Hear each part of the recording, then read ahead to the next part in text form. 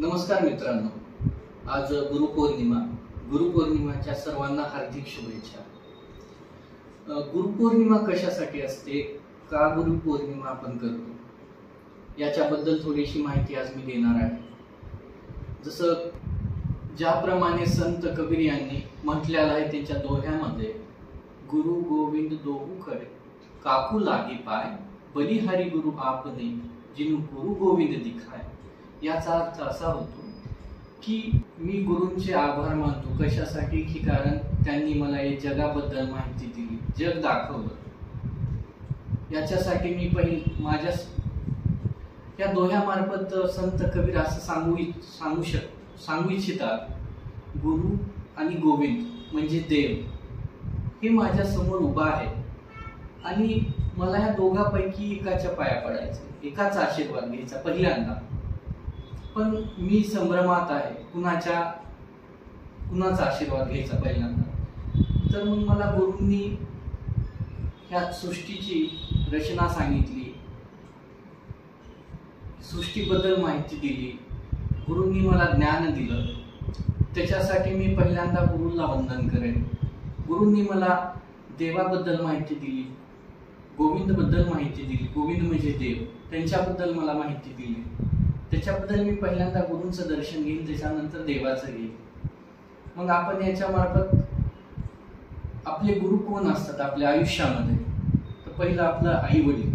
आई कशासाठी, कारण की 9 महिने आई आपल्या गर्भामध्ये आपल्याला वाढवते आणि गर्भसंस्कार होतात आपले 9 महिन्यामध्ये आणि त्याच्यावरती आपली उत्पत्ती होते. संस्कार आपले त्यामार्फत आपल्याला संस्कार मिळतात. पहिले आपले गुरु आई वडील. दुसरे जे आपले भाऊ असतील, मोठे बहीण असते, ते आपल्याला जगाबद्दल चांगली वाईट माहिती देतात, हे आपले दुसरे गुरु. आणि आपले शिक्षक जे आहेत ते तिसरे गुरु, कारण की ते आपल्याला जगाबद्दल ज्ञान देतात, माहिती देतात, कुणाशी कसं वागायचं याच्याबद्दल ज्ञान देतात, माहिती. मग आपण आता अध्यात्माकडे वळू. हे झालं आपण नॉर्मली जे सामान्य ज्ञान असतं, जे आपल्याला शिक्षणामध्ये ज्ञान हवं असतं, त्याच्याबद्दल आपण शिक्षकाकडनं, आपल्या गुरुकडनं ज्ञान घेतो. आपली उच्च शिक्षित होतो या मार्फत, किंवा असे ज्ञान आपण उच्च शिक्षणासाठी घेतो. पण आपल्या अध्यात्म जीवनासाठी पण आपल्याला गुरुची आवश्यकता असते. जे आपले घरचे तंटे, काही वेगवेगळे विषय असतात, जसं की आपल्याला नोकरीचा काही प्रॉब्लेम असू शकतो, घरामध्ये विवाहाचा इश्यू असू शकतो, किंवा आपले आर्थिक परिस्थितीचा इश्यू असू शकतो. असे वेगवेगळ्या प्रकारचे इश्यू असतात, पण ते आपण नॉर्मली लक्षात घेत नाही. आणि अशा विषयासाठी आपण अध्यात्माकडे वळावं, असं मला प्रखरपणे या ठिकाणी सांगायचं आहे. मग अध्यात्माकडे गेल्यानंतर आपल्याला अध्यात्मामध्ये गुरुबद्दल कसं कळेल, गुरुबद्दल कशी माहिती मिळेल. तर अर्थातच आपण आपल्या महाराष्ट्रासाठी, आपल्या देशासाठी आपण श्री स्वामी समर्थ यांना गुरु मानतो. श्री स्वामी समर्थ, अक्कलकोट स्वामी समर्थ यांना आपण गुरु मानतो. स्वामी समर्थ हे श्रीपाद श्रीवल्लभ बालरूपामध्ये, श्रीपाद श्रीवल्लभाच्या रूपामध्ये ते पहिल्यांदा आले. त्याच्यानंतर नरसिंह सरस्वती यांच्या रूपामध्ये श्री क्षेत्र नरसिंहवाडी, नरसिंह सरस्वती जे गाणगापूरचे, त्याच्यानंतर श्री स्वामी समर्थ यांचा अवतार. ही आपली गुरुपरंपरा आहे. मग आता स्वामी समर्थ म्हणजे जस्ट अक्कलकोटला जायचं, पाया पडायचं, हात जोडायचे हे नसून, स्वामी समर्थ यांचा गुणगान, महाराजांचं स्वामी समर्थ गुरु म्हणून पाहिजे असतील, किंवा हवे असतील, किंवा आपण त्यांना मानतच असतो. पण मानणं ही गोष्ट वेगळी असते. आता गुरुपौर्णिमेला काय असतं, गुरुपौर्णिमेला आपल्याला गुरु करायचा असतो. आणि गुरु जो असतो, गुरुपौर्णिमेला पासनं ते पुढच्या गुरुपौर्णिमेपर्यंत गुरुपद असतं गुरूंचं. आणि मी जो आहे श्री स्वामी समर्थ दिंडोरी प्रणित जे केंद्र आहे, जे पीठ आहे, त्यांच्यामार्फत मी स्वामी समर्थाची सेवा करतो. आणि आपल्या दिंडोरी प्रणित मार्गामध्ये आपल्याला असं गुरु म्हणून असं दुसरं कोणी व्यक्ती नाही, डायरेक्ट आपल्याला स्वामी समर्थांचं गुरुपद मिळतं. पण याच्यासाठी आपल्याला काय करायला लागतं, केंद्रामध्ये जायचं गुरुपौर्णिमेच्या दिवशी आणि त्या ठिकाणी गुरुपद घ्यायचं. गुरुपद म्हणजे काय असतं की बाबा त्याच्याबद्दलची जी माहिती, प्रोसेस जी असते, गुरुपौर्णिमेच्या दिवशी स्वामी समर्थ केंद्रामध्ये जावा, नारळ घ्या, खडीसाखर घ्या आणि स्वामी समर्थ ठेवा आणि त्यांना असं म्हणा की मी ह्या गुरुपौर्णिमेपासून पुढच्या गुरुपौर्णिमेपर्यंत माझं गुरुपद तुम्ही स्वीकारावं. आणि मंत्र जो असतो ते आपल्याला सेवेकरी तिथं देतात. त्या मंत्राचं पठण करून जे स्वामी समर्थावरती केंद्रामध्ये मूर्तीवरती जो अभिषेक होतो त्याचं तीर्थ आपल्याला प्राशन करायचं आहे आणि तो मंत्र म्हणून 1 वर्षासाठी स्वामी समर्थ महाराजांचं गुरुपद घ्यायचं आहे. पण हे गुरुपद घेऊन नुसतं आपल्याला बसायचं नाही. याच्यासाठी आपल्याला नित्यसेवा, जे आपल्याला दररोज 3 अध्याय नित्यसेवाची करायचे, त्याच्यामध्ये 21 अध्याय आहेत. 3 अध्याय घेतले आपण तर 7 दिवसामध्ये ते पूर्ण होतात. परत स्वामी चरित्र वाचायचं. ही वाचनाची जी पद्धत आहे ती अखंड चालू असायला हवी, त्याच्यामध्ये खंड नसायला पडायला पाहिजे. स्वामी चरित्र झालं दररोज 3 अध्याय, त्याच्यानंतर स्वामी समर्थ महाराज यांचा 11 माळीचं श्री स्वामी समर्थ. आणि दुसरं जे आहे ते एक माळ गायत्री माता मंत्र. हे आपल्या जीवनामध्ये खूपच महत्त्वाचं असतं आणि आपल्याला तुम्ही एक 8 दिवस म्हणा, एक 15 दिवस म्हणा, हे वाचा, याचं पठण करा आणि तुम्हाला असं जाणवेल की काहीतरी वेगळं आपल्या जीवनामध्ये घडत आहे आणि ते निश्चयच घडेल.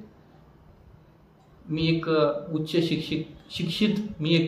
शिक्षित तरुण आहे आणि मी याचा खूप जवळून अनुभव घेतलेला आहे, त्याच्यासाठी आज मी तुमच्या पुढं बोलत आहे. आता हे झालं गुरुपौर्णिमेबद्दल. पण या गुरुपौर्णिमेबद्दल जे मी आता सांगितलं आणि याच्यामुळे माझ्या जीवनामध्ये काय बदल झाले हे आता मी तुमच्या पुढं सांगणार आहे. असं बघायला गेलं तर आपल्या जीवनामध्ये खूपच चढ उतार असतात आणि तसेच चढ उतार माझ्या पण जीवनामध्ये आले. पण मी ज्याप्रमाणे स्वामींच्या केंद्राच्या संपर्कात आलो, अध्यात्माच्या संपर्कात आलो, तेव्हापासून माझ्या जीवनामध्ये खूप असे महत्त्वाचे नकळत बदल घडून आले.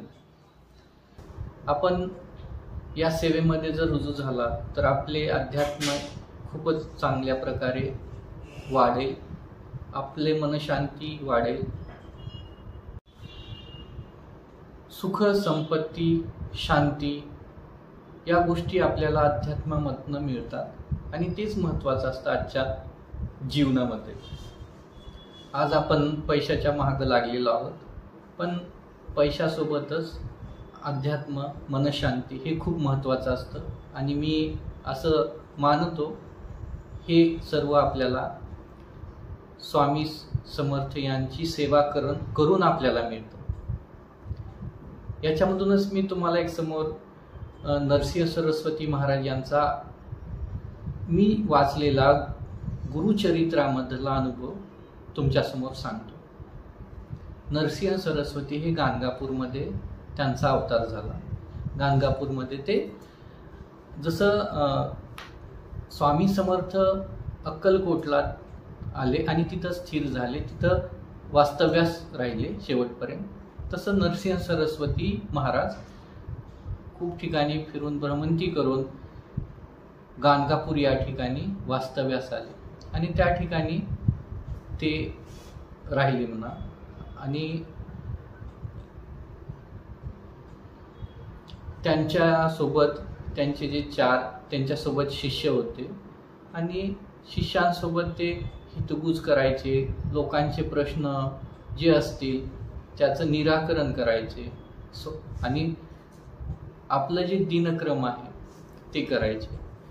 मग ते काय करायचे, गाणगापूर या ठिकाणी कृष्णा नदी आहे, खूप मोठी नदी आहे आणि त्या ठिकाणी संगम एक गाणगापूर महाराजांचं स्थान आहे, ज्या ठिकाणी ते गाणगापूर या ठिकाणी वास्तव्याला असताना तिथं आंघोळीला यायचे.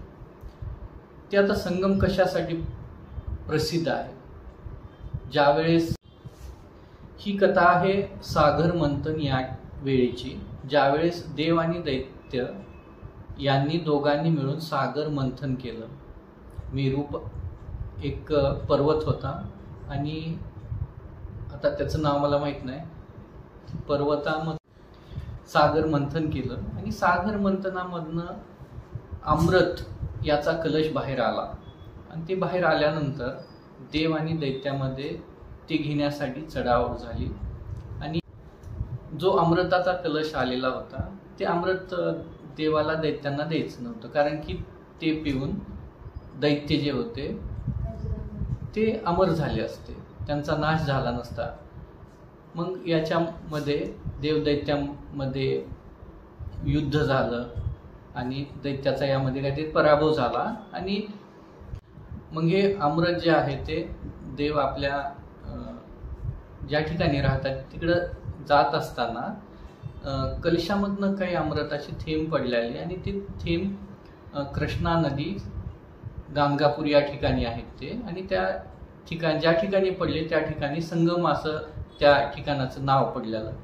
मग नरसिंह सरस्वती महाराज त्या ठिकाणी सकाळ आणि संध्याकाळीसाठी स्नानासाठी जायचे आणि वापस आपल्या मठाकडे जायचे सकाळ संध्याकाळ. आणि रस्त्यामध्येच एक शेतकरी होता, तो शेतकरी आपल्या शेतामध्ये मेहनत घ्यायचा आणि महाराज दिसले की लांबून पळत यायचा, महाराजांना नमस्कार करायचा आणि आपलं काम करण्यासाठी जायचा. हे असं दररोज 2-3 वेळेस ज्या वेळेस महाराज त्या ठिकाणाहून जायचे त्या ठिकाणी तो शेतकरी महाराजांना यायचा, नमस्कार करायचा आणि आपलं काम करण्यासाठी जायचा. मग असंच एक दिवस महाराजासमोर आला, तो पाया पडला आणि जात असताना महाराजांनी त्याला विचारलं, तू मला दररोज पाया कशासाठी पडतो? मी तुला दररोज बघतो, तू मला मी दिसलं की माझ्याकडे येतो, लांबून पाया पडतो, निघून जातो.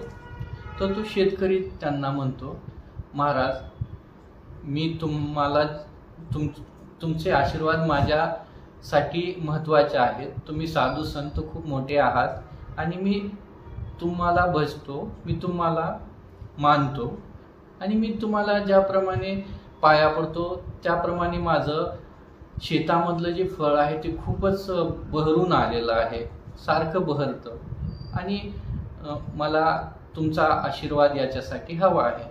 तर मग महाराज थट्टेनीच हसत म्हणतात, ठीक आहे, तुला माझा आशीर्वाद हवा आहे तर तू काय कर,